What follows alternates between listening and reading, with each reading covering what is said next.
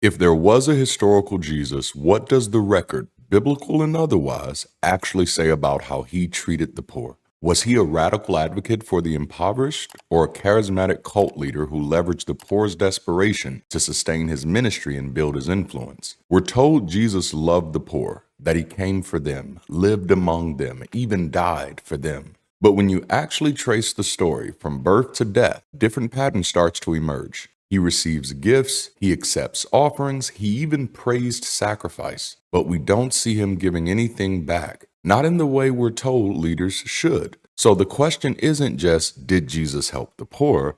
It's what kind of help was it really? And what kind of mindset has that story left us with today? What if we've been looking at the story all wrong? What if Jesus didn't help the poor? What if he harvested them? This flips the Savior narrative and asks the deeper question. What happens to communities when they idolize dependence over development? If the poor are only ever cast as beloved sufferers, their agency is diminished. This framing builds a culture where poverty becomes sanctified rather than solved, and results in a mindset where suffering equals holiness, material needs equals spiritual weakness, and you learn to depend on miracles, not on yourself or your community. Jesus is portrayed not as a provider to the poor, but as someone who encouraged their dependency on miracles while collecting wealth and offering no material aid in return. He didn't organize resource distribution. He didn't challenge the economic systems keeping people in poverty. He didn't model sustainable mutual aid or collective economics. Instead, he offered healing, but only if you believed.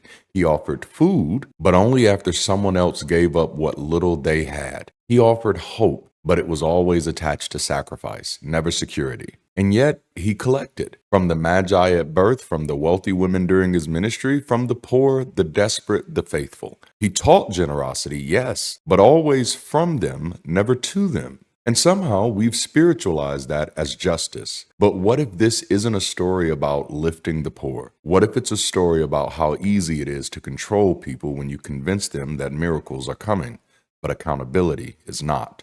Let's discuss a few key moments that raise eyebrows. From Jesus' birth to his death, there are a trail of gifts. At birth, there was gold, frankincense, and myrrh, which these are all wealthy gifts fit for royalty. The story comes from Matthew chapter 2, verse 11, where the so-called wise men or magi visit Jesus after his birth. On coming to the house, they saw the child with his mother Mary, and they bowed down and worshipped him. Then they opened their treasures and presented him with gifts of gold, frankincense, and myrrh. The gifts themselves were interesting. These weren't just symbolic items, these were high-value commodities in the ancient world.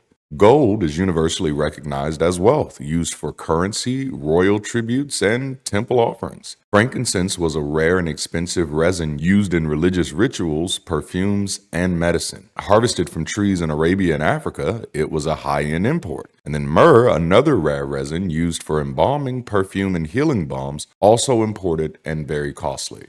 These gifts were not small tokens, they represented serious wealth. In historical context, these could be liquidated or traded to provide long-term financial stability. Essentially, Jesus received an inheritance of riches at birth, and yet there's no biblical record of this wealth ever being used to help others or even fund his ministry. This narrative helps establish divine endorsement through wealth, reinforcing the idea that spiritual significance is tied to material tribute. It also frames Jesus as a recipient of luxury, not a redistributor of it. During his life, he received offerings and financial support from followers, including wealthy women like Joanna. The gospel accounts include multiple references to financial aid and material support given to Jesus and his ministry, notably from women of high status. In Luke chapter 8, verses 1 through 3, it says that the 12 were with him and also some women who had been cured of evil spirits and diseases. Mary, called Magdalene, Joanna, the wife of Chuza, the manager of Herod's household, and Susanna, and many others. These women were helping to support them out of their own means, in verse. Now, the question is, who was Joanna? Joanna was the wife of Chuza, who managed the estate of Herod Antipas, a powerful regional ruler. This means she likely had direct access to elite financial resources, and her support would not have been modest. Her presence signals that Jesus had influential and well-funded backers. His ministry wasn't entirely grassroots or impoverished. These verses make clear that Jesus and his disciples were financially supported during their travels. Judas Iscariot was said to be in charge of the group's money bag, further evidence that a treasury existed. But what was it used for? The New Testament never provides a clear account of how this money was actually spent. There are no examples of Jesus using these funds to feed the hungry, house the homeless, distribute to widows, orphans, or the poor. Instead, Jesus encourages others to give, but we never see him do it himself. This paints a picture of spiritually authorized consumption, where resources flow to the leader but are never redistributed. It normalizes dependency on charismatic figures without requiring transparency or accountability. It feeds into a cultural mindset where charisma is enough to justify collection and spirituality replaces stewardship. See, then there's also his death. He's buried in a tomb provided by a rich man. Again, supported by resources of others. In the book of Matthew, chapter 27, verses 57 through 60 read this way. As evening approached, there came a rich man from Arimathea named Joseph, who had himself become a disciple of Jesus. Going to Pilate, he asked for Jesus' body, and Pilate ordered that it be given to him. Joseph took the body, wrapped it in a clean linen cloth, and placed it in his own new tomb that he had cut out of the rock. Now, the question is, who was Joseph of Arimathea? He's described as a wealthy and respected member of the council or the Sanhedrin in the book of Mark and Luke, and he had the means to own a private tomb, a luxury typically reserved for the elite. His intervention spares Jesus from a mass grave or unmarked burial, which would have been common for crucifixion victims. So what does this imply? Even in death, Jesus benefits from the material resources of the wealthy. There's no indication that his own ministry provided for his burial, nor that his followers pooled resources for this moment. Once again, the narrative shows Jesus receiving support, but not redistributing it. This final act completes a pattern of one-directional generosity. People give to Jesus in life and in death, but we don't see a record of that generosity flowing back to the people who needed it most. It reinforces a theology where access to divine favor is often underwritten by the wealthy, while the poor are asked to give from scarcity. It further models a system where the poor serve as followers, while the affluent secure the legacy. This promotes a spiritual hierarchy where the poor are seen as morally obligated to give, but not to receive. Meanwhile, leadership is exempt from reciprocal responsibility. This models extractive leadership, taking from the margins without reinvesting in them. This results in a mindset where God's chosen don't owe you back. Blessing is your reward. Sacrifice for spiritual authority is better than survival, and giving, even in lack, proves loyalty, not foolishness. But we don't have to stop there. This next one is one of the most haunting moments in the gospel narratives when viewed through a critical sociological lens. The widow's mite. Is this a story of praise or a case study in exploitation? In the book of Mark, chapter 12, verses 41 through 44, Jesus sat down opposite the place where the offerings were put and watched the crowd putting their money into the temple treasury. Many rich people threw in large amounts, but a poor widow came in and put in 2 very small copper coins, worth only a few cents. Calling his disciples to him, Jesus said, "Truly I tell you, this poor widow has put more into the treasury than all the others. They all gave out of their wealth, but she, out of her poverty, put in everything, all she had to live on." What's happening here? A widow, already among the most economically vulnerable in ancient society, gives her last 2 coins. Jesus observes this and praises her faith and sacrifice,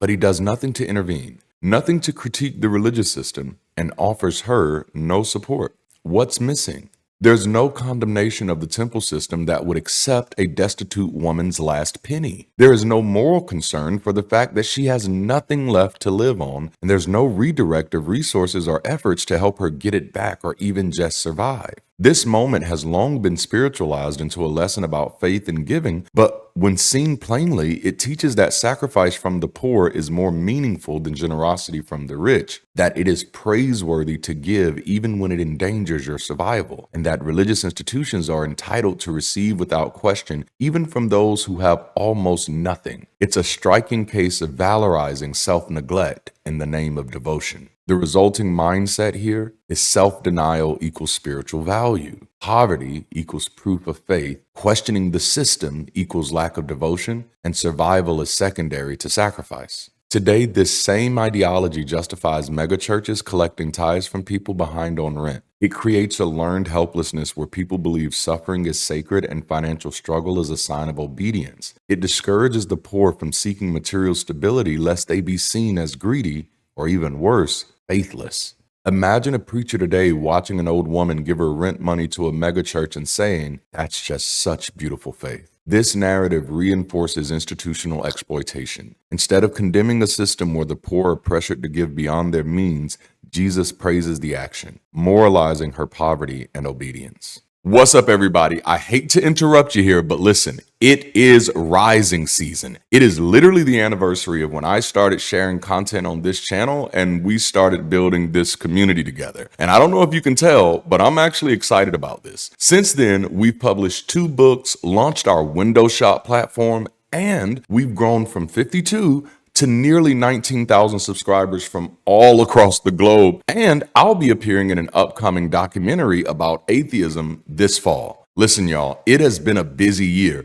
And the real good news is we're just getting started. Between this channel, DLDD World Group, and Bridge City, we're not only empowering people toward better outcomes, we're also helping people find a better way to connect so that together we can all keep rising. To help me celebrate the anniversary of birthing this movement, as an anniversary present to me, why not visit our website today and sign up to join the fastest growing secular community on the planet? Again, it's rising season. Let's rise. Now back to the conversation because we're about to go even deeper. So hold on tight.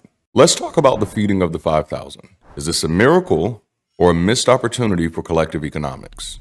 This story shows up in the book of John, chapter 6, verses 5 through 9. When Jesus looked up and saw a great crowd coming toward him, he said to Philip, "Where shall we buy bread for these people to eat?" He asked this only to test him, for he had already had in mind what he was going to do. Philip answered him, "It would take more than half a year's wages to buy enough bread for each one to have a bite." Another of his disciples, Andrew, Simon Peter's brother, spoke up, "Here's a boy with 5 small barley loaves and 2 small fish. But how far will they go among so many?" Jesus then performs the miracle, feeding thousands with the boy's offering. Now, what's happening here? A massive crowd gathers, hungry and in need. Jesus has a treasury. Judas is the keeper of the money bag, yet he doesn't use it. Instead, he accepts the food of a child, likely from a poor family, and turns that sacrifice into the foundation of his public miracles. Now, what's missing? There's no mention of financial transparency. Why wasn't the community's collective wealth used to purchase community food? There's also no encouragement of collective contribution or pooling of resources beyond the boy's meal. There's no structural lesson about the power of mutual aid or economic solidarity. This moment centers miracle over method and individual sacrifice over collective strategy. It teaches that faith in the leader outweighs personal well-being or systemic thinking. It's presented as provision, but under scrutiny, it's a miracle made from someone else's sacrifice, not Jesus' resources. The resulting mindset here is that sacrifice from the bottom is holy, even when the top holds resources. The leader is not expected to give, only to bless. And material planning is replaced with magical thinking, and dependency on the miraculous trumps sustainable solutions. This same mindset reinforces passivity in the face of economic injustice, waiting on supernatural solutions instead of organizing systems of equity. It justifies leaders collecting from followers without redistributing materially, and it cultivates emotional gratification through spectacle while real needs go unaddressed. This story conditions followers to expect miraculous redistribution rather than sustainable collective economic empowerment. It minimizes the power of organized intentional giving from the top down and glorifies sacrifice from the bottom up. At this moment, miracles become greater than mutual aid. Sacrifice is always expected to come from the vulnerable, and leaders are above accountability when it comes to money. But there's also the story about the expensive ointment. Is this a lavish gesture or a mischance to care for the poor? In Matthew chapter 26, verses 7 through 11, it tells us the story. A woman came to him with an alabaster jar of very expensive perfume, which she poured on his head as he was reclining at the table. When the disciples saw this, they were indignant. "Why this waste?" they asked. This perfume could have been sold at a high price and the money given to the poor. Aware of this, Jesus said to them, "Why are you bothering this woman? She has done a beautiful thing to me. The poor you will have with you always, but you will not always have me." All right, so what's happening here? A woman uses a luxury item, perfume stored in an alabaster jar, which is a sign of high value, to anoint Jesus. The disciples raise a reasonable objection. Couldn't this have helped the poor? Jesus dismisses their concern, defending the extravagance and, more problematically, delivering a now famous line: "The poor you will always have with you." What's missing here? There's no rebuke of wealth disparity or acknowledgement of systemic poverty. There's no redistribution of wealth even when the opportunity arises. And there is no moral leadership modeled prioritizing care for the vulnerable. Instead, Jesus frames worship of himself as more urgent than aid to the poor. This moment has been used historically to justify inaction toward poverty. The statement, "the poor you will always have with you," has become a theological shrug, a way of spiritualizing poverty as inevitable, unfixable, and even divinely ordained. The message becomes lavish worship is valid, even if it ignores the material needs of others. The resulting mindset here is that poverty is permanent, so don't worry about solving it. Worship and honor are more important than justice, and that luxury is justified if it is for a sacred figure. In these cases, people take on the mindset that compassion can wait, ritual cannot. This thinking fuels the prosperity gospel and megachurch opulence. Millions poured into stages, sound systems, and private jets while members struggle to pay bills. It teaches that extravagance for the leader or the brand is holy, while the suffering of the community is simply a part of life. It conditions followers to defend imbalance as sacred instead of calling it out as exploitation. Now let's bring it home with the final moment: the missing treasury. The ministry had a money bag, so where did the money go? In the book of John, chapter 12, verse 6, it explicitly says, "Judas did not say this because he cared about the poor, but because he was a thief. As keeper of the money bag, he used to help himself to what was put into it." This brief verse is often used to paint Judas as greedy and untrustworthy, but it also reveals something rarely discussed. Jesus and his ministry had a centralized treasury. Now, Judas is described as the treasurer for Jesus' movement, entrusted with the group's funds. This implies consistent financial contributions were being made by followers, rich and poor alike. Yet, we're never told how much money was collected, how it was managed, where it was spent, who it served. Instead, it disappeared into the background of the story. No miracles funded, no communities fed, no systems challenged using those resources. This omission normalizes a lack of financial accountability in spiritual leadership. The treasurer is framed as a thief, but the system that lacked transparency is never critiqued. The silence around the treasury sends a quiet message: the sacred is above scrutiny. The resulting mindset here is that leaders don't owe you transparency. They owe you inspiration. Money given to spiritual causes isn't meant to be tracked. Financial abuse is the fault of bad apples, not bad systems. Today, this kind of unaccountability fuels corruption in churches, ministries, and politics alike around the world. Donors are taught to give without question even when they struggle because God sees your sacrifice. Leaders continue to grow in influence and wealth while the needs of the people go unmet. When you put these moments together, from the wealthy gifts at birth to the offerings during life to the rich man's tomb at death, a consistent pattern emerges. Jesus, as portrayed in the gospel narratives, receives. He accepts sacrifice. He is served by the poor and supported by the rich, but we never see him redistribute wealth, organize community economics, or materially liberate anyone.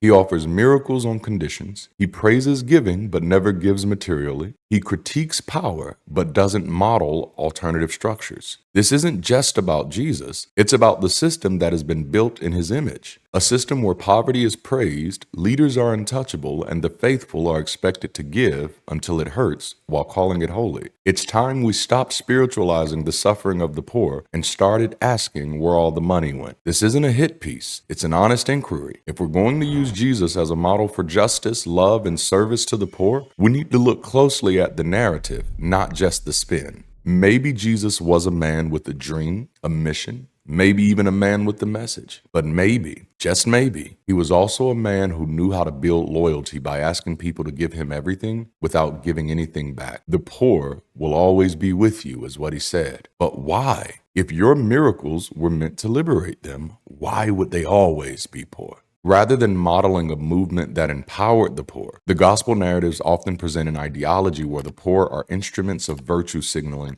sacrificial loyalty, and miracle dependency, not recipients of structural change. When you put all of these things together and you wonder how they impact cultural outcomes, you have to think of the glorification of poverty and suffering. the suspicion toward material or financial well-being, the blind loyalty to religious authority, the belief in divine intervention over systemic change, and the disempowerment through perpetual giving without return. Instead of glorifying suffering or disguising exploitation as sacred, we need to dismantle the ideologies that made poverty a virtue, made unquestioning devotion a currency. The goal isn't to salvage spirituality, church, or religion. It's to confront the systems that have used these things to trap people in cycles of dependence, sacrifice, and silence. Ethical leadership doesn't require spiritual justification. It requires transparency, equity, and accountability. And if the story of Jesus teaches us anything, maybe it's that charisma, crowds, and miracles aren't enough to mean anything at all. What matters is whether power is redistributed or just repackaged. If you're enjoying this type of content, here's some more for you. Check out my most recent video, Is the Church a Pyramid Scheme?